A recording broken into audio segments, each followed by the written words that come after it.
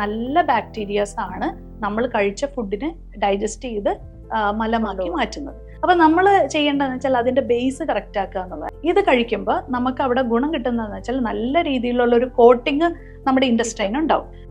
നമ്മൾ അത് വളമാവുന്നത് എപ്പോഴാണ്? അതിൻ്റെ അകത്ത് ബാക്ടീരിയാസ് പെറ്റുപെരുകി ആ ബാക്ടീരിയ അല്ലേ അതിനെ വളമാക്കുന്നത്. ഡിസ്റ്റാൾട്ടിക് മൂവ്മെന്റ് എന്ന് പറയും. അതായത് നമ്മളുടെ ഇൻഡസ്ട്രൈൻ്റെ മൂവ്മെന്റ് കുറയും. അതുകൊണ്ടാണ് ദാറ്റ് ലീഡ്സ് ടു ഡിപ്രഷൻ എന്നും കൂടി പറയും. Hi doctor. സോ നമ്മൾ ഈ പൈൽസും ഫിസ്റ്റുലയെ പറ്റി അധികം ഡോക്ടർ പറഞ്ഞ് ഞാൻ കേട്ടിട്ടില്ല. അതായത് ഒരുപാട് പേര് അതിനു വേണ്ടി ബുദ്ധിമുട്ടുണ്ടെന്ന് ഞാൻ കണ്ടിട്ടുണ്ട്. അപ്പൊ അതിനെന്തെങ്കിലും ഒരു സൊല്യൂഷൻസ് ഉണ്ടോ? ഞാൻ ഇന്ന് വിശദമായിട്ട് ഇപ്പോൾ ഒരു ലോങ് വീഡിയോയിലൂടെ തന്നെ നമുക്കത് പറഞ്ഞു കൊടുക്കാം. ഈ പൈൽസ്, ഫിസ്റ്റുല, ഫിഷർ എന്ന് പറയുന്ന ഞാനിപ്പോൾ നേരത്തെ ഒരു വീഡിയോയിൽ പറഞ്ഞ പോലെ തന്നെ ഇതെല്ലാം ഒരു കള പോലെ വരുന്ന സാധനങ്ങളാണ്. കള പറിച്ച് കളഞ്ഞാലാണ് അവിടെ വീണ്ടും വീണ്ടും ആ ഭൂമി കറക്റ്റ് ആക്കാൻ വേണ്ടിയിട്ടാണ് നമ്മളത് ചെയ്യുന്നത്. പക്ഷേ വീണ്ടും വീണ്ടും അത് അടുത്ത ആഴ്ചയാകുമ്പോൾ വീണ്ടും അത് പൊട്ടിമുളയ്ക്കും. അപ്പം നമ്മൾ ചെയ്യേണ്ടതെന്ന് വെച്ചാൽ അതിൻ്റെ ബേസ് കറക്റ്റ് ആക്കുക എന്നുള്ളത്. അതിൻ്റെ ബേസ് എന്തായിരിക്കും? റൂട്ട് കോസ് എന്ന് പറയുന്ന മലബന്ധം തന്നെയാണ്. അപ്പം പൈൽസും ഫിസ്റ്റുലയുടെ പലരും സർജറി കഴിഞ്ഞിട്ടും അതിൻ്റെ ഒരു മൂല കാരണത്തിനെ ശരിയാകാത്തത് കൊണ്ടാണ് വീണ്ടും അത് കറക്റ്റ് ആവാതെ ഞാനിതെല്ലാം ചെയ്തു എന്നിട്ടും എനിക്ക് പ്രയോജനം ഇല്ലല്ലോ എന്നവർ പറയുന്നത്. അപ്പം ഇതിൻ്റെ മൂല കാരണം എന്ന് പറയുന്നത് നമ്മളുടെ, ഞാൻ പറയുവാണെങ്കിൽ ഇപ്പോൾ നമ്മളൊരു ഡീകോമ്പോസിഷൻ, അതായത് നമ്മുടെ കമ്പോസ്റ്റൊക്കെ നമ്മൾ അത് വളമാവുന്നത് എപ്പോഴാണ്?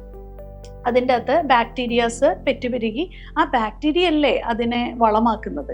അപ്പം അതേപോലെ തന്നെയാണ് നമ്മളുടെ ഇൻഡസ്ട്രൈൻ്റെ ഉള്ളിലും നല്ല ബാക്ടീരിയാസ് ആണ് നമ്മൾ കഴിച്ച ഫുഡിനെ ഡൈജസ്റ്റ് ചെയ്ത് മലമാക്കി മാറ്റുന്നത്. അപ്പം ഈ ബാക്ടീരിയയുടെ ഗ്രോത്ത്, ചീത്ത ബാക്ടീരിയ അവിടെ പെറ്റുപെരുകയും നല്ല ബാക്ടീരിയ കുറയുമ്പോൾ എന്ത് പറ്റും?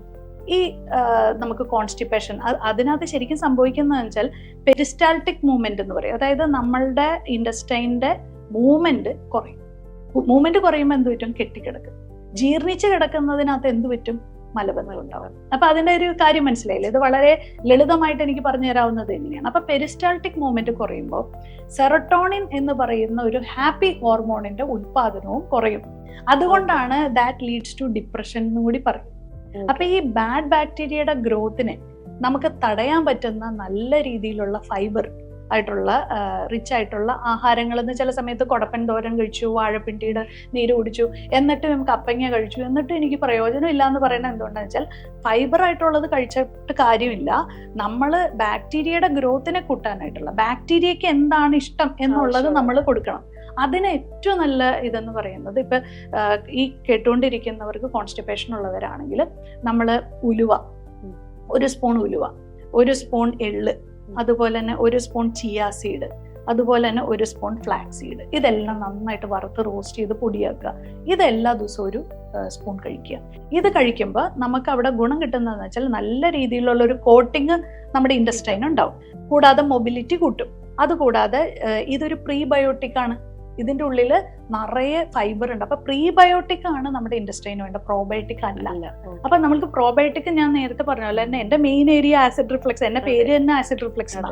അപ്പൊ ആ ആസിഡ് റിഫ്ലക്സിന്റെ പ്രശ്നത്തിന്, നമ്മുടെ വയറിന്റെ പ്രശ്നങ്ങൾക്കൊക്കെ നമുക്ക് വേണ്ടത് പ്രോബയോട്ടിക് ആണ്. പക്ഷെ നമ്മുടെ ഇൻഡസ്ട്രൈന് വേണ്ടത് പ്രീബയോട്ടിക് ആണ്. അപ്പൊ ഈ ഒരു കാര്യം നമ്മളെപ്പോഴും മനസ്സിലാക്കി വെക്കാം.